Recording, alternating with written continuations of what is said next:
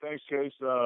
I'll kind of give a report from the Pacific Theater and then maybe a brief overview before I have to drop off and go to a meeting and turn it over to Chief O'Neill for as long as he's able to do his thing before they start to work some of their tactic operational issues. So here in the Pacific, with the dying down of Hurricane Olivia, an eventual tropical storm, we are in the process of demobilizing the assets that we have on the Big Island of Hawaii and Oahu, leaving assets in Maui as we had some search and rescue missions yesterday due to landslides and massive flooding that comes down out of their mountains, making its way to the ocean. We hope to have most of those mitigated with rotary operations this morning when light gets up to get a rapid needs assessment or damage assessment of the area. And if everything is good there, we will then begin to transition the rest of the task forces back to the states, the mainland, so that they can be able to be redeployed as needed to the eastern seaboard. So winding down here in a nutshell, we have people that are being strategically airlifted today back to the mainland with some of the management overhead. And the hope is by the end of the week, we have been released from the islands of Hawaii and Guam and are now moving all assets towards the mainland, as it appears that Florence's may have decreased from a Category 3 to a Category 2, which is good for the wind speeds, but it has increased in geographic size as it begins to make landfall around the Carolinas. So kind of it from that. I know Chief O'Neill is on. He can kind of talk about how they got diverted on the way to Raleigh to Fayetteville, North Carolina, and then some of the discussions that he's had with his management oversight and his operations section there as they get inserted tactically into the events that are going on the East Coast. So barring any questions for myself, I'm going to drop off and get ready for a meeting with the state of Hawaii, and I will turn it over to Chief O'Neill. Chief O'Neill. Good morning, everyone. Okay, and Chief Fabinet is still in Hawaii then, and you are in North Carolina? That is correct. I'm in Fayetteville at this point in time. We're going to be moving our operations to a smaller town called Hope Mills, North Carolina. It's about 20 miles southeast of here. It's a little bit more rural area. They had significant flooding during Hurricane Matthew a couple of years ago, and they've really ramped up. They want to make sure that they have adequate resources. It's this type of there's a lot of military people here from Fort Bragg. I met with their fire chief this morning. I'm going to meet with their emergency manager this afternoon at 2 o'clock my time. We're going to discuss a little bit more about the demographics. I also am going to try to drop one of our members in to their EOC as a liaison. The fire chief he seems like a great guy. He has graciously given us the community has their recreation center where we're going to be staying. As soon as I'm off this conference call in a few more minutes, we're going to move down there.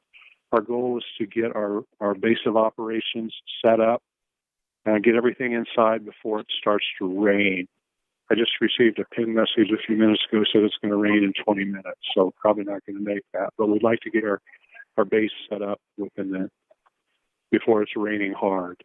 We anticipate that we're going to be kind of hunkered down for a little while as the storm reaches landfall, and we have specific rules of engagement that we need to follow before we can go out and go to work. Does anyone have any questions for me? Chief Tony Riley at the Journal Star. How would you describe morale of folks, knowing you had a couple of days of travel, and you just are kind of about to get set up? Well, I think everybody's pretty happy. They're anxious to go to work. It seems like we always get activated at night, so quite a few of us didn't have any sleep on Monday night, and then when we finally were able to get settled down on Tuesday, everybody got a good night's sleep. Yesterday was a short travel day compared to what we had the day before. And we got here into Fayetteville about 6:30, 7 o'clock last night. So everybody got a good night's sleep. There's oftentimes a lot of hurry up and wait while we make these preparations, but I think we've got everything pretty well lined out to get started. Turner from KF4 Radio. What are you going to be doing specifically there? Well, it kind of depends on what happens. There's several different rainfall predictions, but I am thinking we'll be doing boat rescue and boat evacuation. That'll be our initial mission. When you're under those kind of conditions and you're doing boat rescues, do you know how far you're going to be taking them, how you're going to getting them in and out of the boat, and who you're going to be handing them off to? Well, my meeting this afternoon with the emergency manager will confirm some of that. This area, they're kind of used to hurricanes and stuff, so they have victim relocation centers already set up. You know, we drove by a large church that they use for relocation. And then the emergency manager, I expect to get some information from him about collection points. And once we get them out of their neighborhoods into the collection point, then it becomes a responsibility of the emergency management and of the area. And as far as how far we're going to go, I have no idea until we get started. You mentioned that they're used to hurricanes and so forth. Are they in a hurry up or a emergency kind of mode, or are you sitting there wondering, why aren't you excited? Well, for me from the Midwest, if I had the means and I saw this coming, I would probably leave. But there's a lot of people may not have the means to leave or may not have anywhere to go. So those people are hunkering down. We've seen a lot of houses where windows have been boarded up, and then they're preparing for it. I think they're more used to this than what we would be.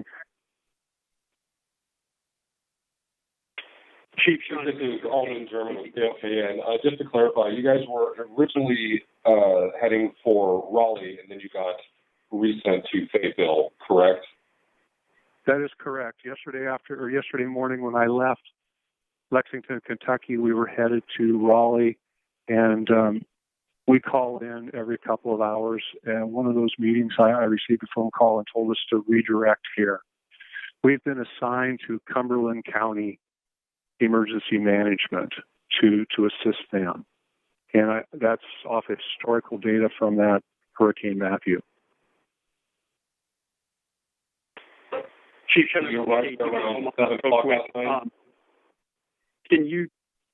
you talk a little bit about if you anticipate eventually changing locations again and any additional prep that you're doing? I know you talked about the meetings with it and discussing the demographics of the where you're at, but is there any additional preps before you guys go out and start your rescues later?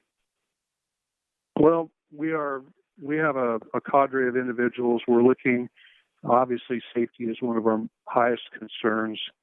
They have a lot of different poisonous snakes down here. They have fire ants. We encountered some of these last year when we were in Hurricane Harvey, so it's not totally unfamiliar to us. But our safety officer will be meeting with people from the fire department to determine what hazards. We're looking at the area to see what type of hazards they have. if there's a chemical plant or something like that. I don't know that there is. I'm just using that as an example. We're going to check for hazmat stuff. There's a lot of things that we look at. And as far as moving after this, until the storm actually reaches landfall, it's a guess. I have no idea. We could be very busy here. We might not be busy. It's until the storm actually hits and we know how much rain they have. We're kind of in a staging mode.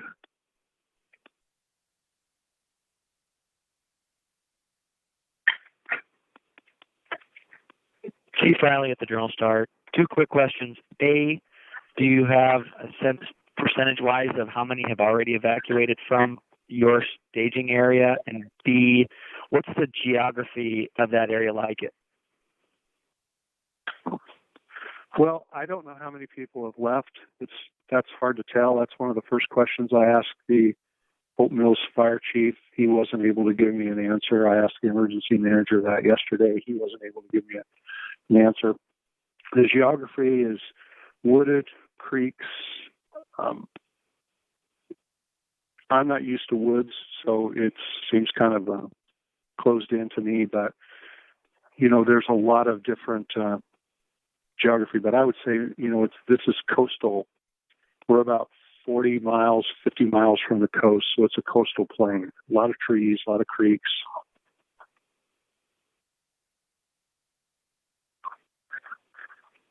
Charlie Brogan again from KF4. Has your training allowed you to go in there and just simply work with them like another local unit? Is it that close, or is there a learning curve as far as learning their terminology and techniques and so forth?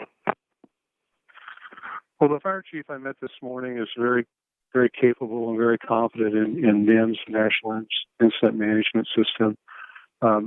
They are the authority having jurisdiction in the AHJ. We are just here to supplement them, to assist them. I made that perfectly clear this morning that we're not here to take over. We're here to be a tool in their toolbox and help them out. What I'm wondering is, has your training been so similar to theirs that you can just do that seamlessly, or do you have to have a lot of orientation to the way they do things? No, I think it's a pretty seamless integration with them. As I said, they use NIMS. We use NIMS. They're familiar with that. I don't anticipate any problem.